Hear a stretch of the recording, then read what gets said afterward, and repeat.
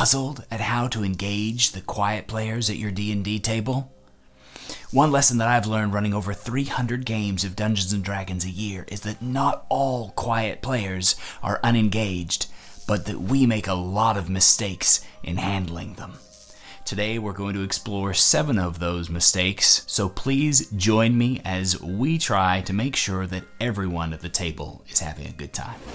Let's jump right in with mistake number 1, misinterpreting silence. It can be hard to tell whether somebody at the table who appears to be checked out, reading, or looking at their phone is indeed unhappy with how the game is going. Sometimes they're trying to avoid listening to information they don't think their character is a part of. Sometimes they're checked out and silent because they really are bored, and sometimes it's a sign of contentment and concentration that they are avoiding eye contact and just listening. There's really no single way to be able to determine what is going on inside of somebody else's head, except of course for asking what they're thinking. But one thing that we can do is to try to give our players the benefit of the doubt and the assumption that they are in actuality paying attention. Not all people express their discontent in the same manner, nor do they all enjoy the same portions of the game. I'm going to talk more about that in this next point, and then we'll also address some of the problems that come from it in mistake number 3. But for now, mistake number 2, overlooking their spark. It is most assuredly a DMing mistake when we don't pay attention to what lights up our players. One thing that we can do to improve our games as Dungeon Masters is simply to pay attention to our players and find out who is engaged in any specific portion of the game. This can be especially true for our quiet players who might not necessarily engage as frequently as the loudest voice in the room. Take some time to think about those moments when those players spoke up, when they seemed excited, when their eyes were wide and they were leaning in. Write that down or otherwise record it for your own notes so that you know what it is that they are actually getting excited by over time, and then, of course, serve more of that. It is super important that we learn not to assume that this game is the same for everybody and that everybody enjoys this game in the same way. The Angry GM outlines a great framework that he pulled from video game research that helps to understand how different players engage in the game and all the different styles of engagement that are out there.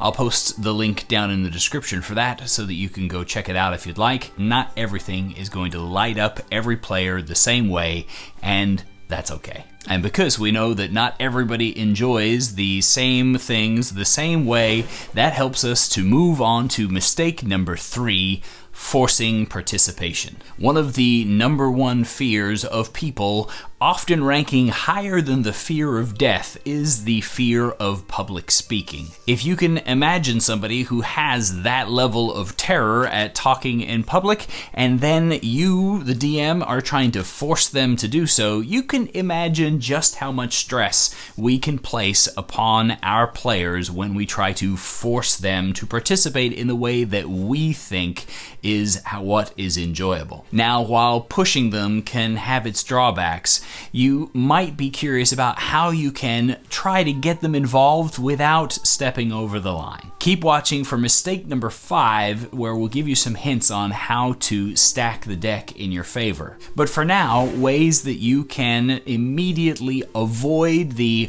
harsh spotlight effect upon your players include offering opportunities instead of demands. When we ask somebody, what do you do, or what is going on, or what is your action, we are putting a pretty harsh light on somebody and demanding a specific answer. When instead we ask, is there anything that you would like Rudolph the Magnificent to do, we're leaving open the possibility for the player to act without forcing them too far down the road of, we want you to speak because you're the quiet person and we're worried that you're not actually having fun here. Also, you can work to involve them more indirectly, which is something that we'll talk about in mistake number 6. But for now, mistake number 4 is not celebrating players' contributions. This mistake can honestly be one of the most detrimental and soul-crushing to our quieter players. Sometimes we don't realize as extroverted people just how hard it is for the quiet person to speak up and to step forward into the spotlight. And if we then either shut down their actions or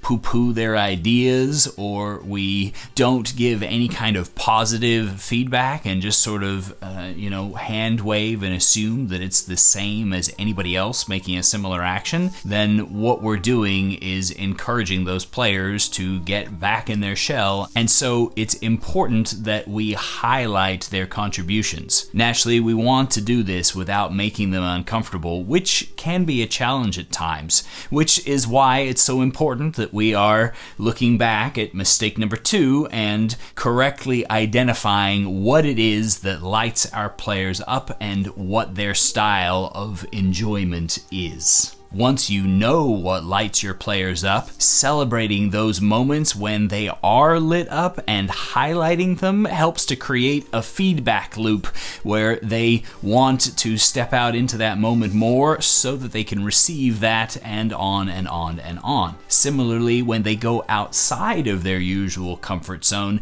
celebrating that, yes-anding on their ideas, and encouraging them goes a long way towards breaking down any barriers that might be there between them and full activity at your table.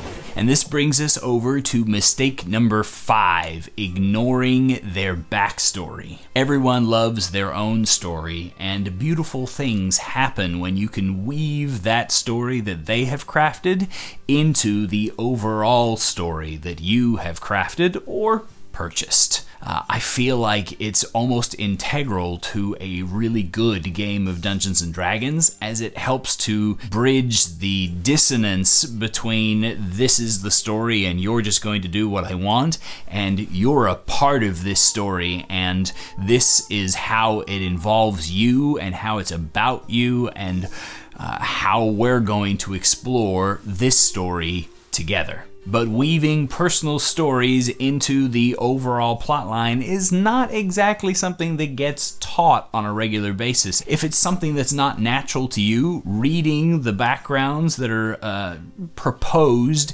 in different adventures and trying to look for how that ties you to the main story is a great way to learn the skill. But a way to apply the skill is simply to read the stories that are submitted to you. Ask for a short backstory related to the character's life prior to their adventuring career. Keep an open mind about how you could tangentially or more directly involve your player's story into the overall story. Feel free to tweak something in the main story as much as you need to in order to tie it to a character, particularly a quiet one, so that they can feel like the story is about them. You can also use elements in the story to remind characters of their own story. It doesn't have to be a literal tie-in. If somebody has a backstory involving poverty and being an urchin, then it doesn't take much to include a couple of urchins here and there throughout the campaign that might be sympathetic NPCs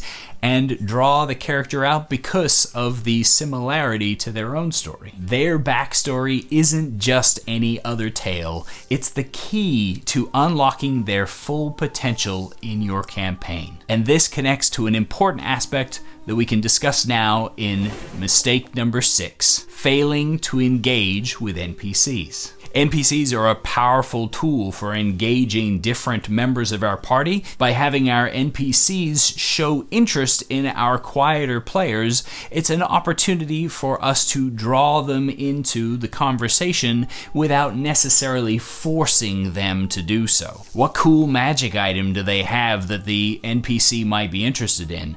Do they have some kind of a pet that might draw their attention and a cutesy comment or two? What is it about about their appearance that is different and makes them special and might draw eyes, comments, or questions. We can show an interest in their story, asking where they came from, how they came to be adventurers, and why they're hanging out with this group of crazy murder hobos. Asking questions can give them an opportunity to reveal or hide portions of their backstory. It can also be a good idea and a way to draw in our quieter players to address them and or show interest in them a little less directly by allowing the player to sit back and speaking to whoever is the more outgoing player. We can still turn attention towards those players with indirect commentary or direct questions about the quieter player. By asking somebody else about the quiet player,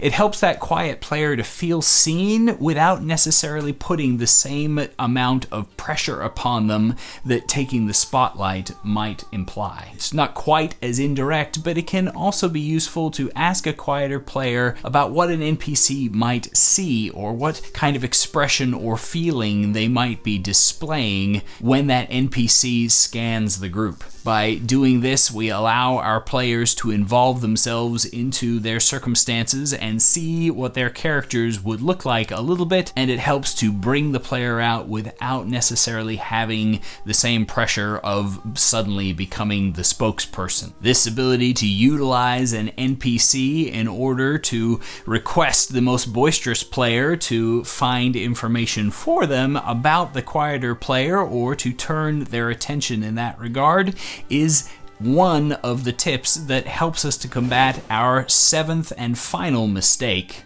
not managing the loud voices. We don't want our efforts to help the quiet player to come at the cost of our other players, but there are some ways that we can utilize the dominant personalities at our table in a way that will help the shy person to perhaps have an opportunity to come out of their shell a little bit more. One mistake that ties into this that I think happens to DMs a lot is that we want to respond to whatever action we're being asked to resolve immediately. If somebody wants to search around the room, we ask for the perception check, wait for it to be rolled, and then we provide information. Instead, putting people into a queue sort of situation where we ask somebody what they're doing, and then we move and ask what others are doing while that is happening for any non-instantaneous action is a great way to involve all of our players. It's important also that when we're trying to involve people, that we address a player to get the information that we want,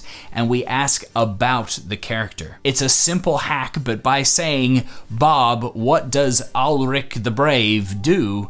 what we're doing is drawing their attention as a person and putting that attention towards their character and their character's actions. That way they're not the spotlight, their character is the spotlight. It's a simple thing that has a profound impact. Another simple trick that has helped me, especially with managing dominant personalities, is if you're playing online, keep your eyes open and your window for whatever chat program you're using available so that you can see when somebody's mic unmutes or lights up and you know who is trying to talk, so that even if somebody starts talking and another one just blips for a moment, you can pause the main action or you can resolve one, but you can go back to whoever else was trying to speak and give them that opportunity. I invite you to leave a comment of a way that somebody has improved the game by involving shy players. These stories can help us all to step forward and to make sure that everybody at our table is having fun in the way that they enjoy this game of Dungeons and Dragons. Thanks for watching. Don't forget to like and subscribe and share this with anybody who could use this information to improve our game of Dungeons and Dragons, and happy adventuring.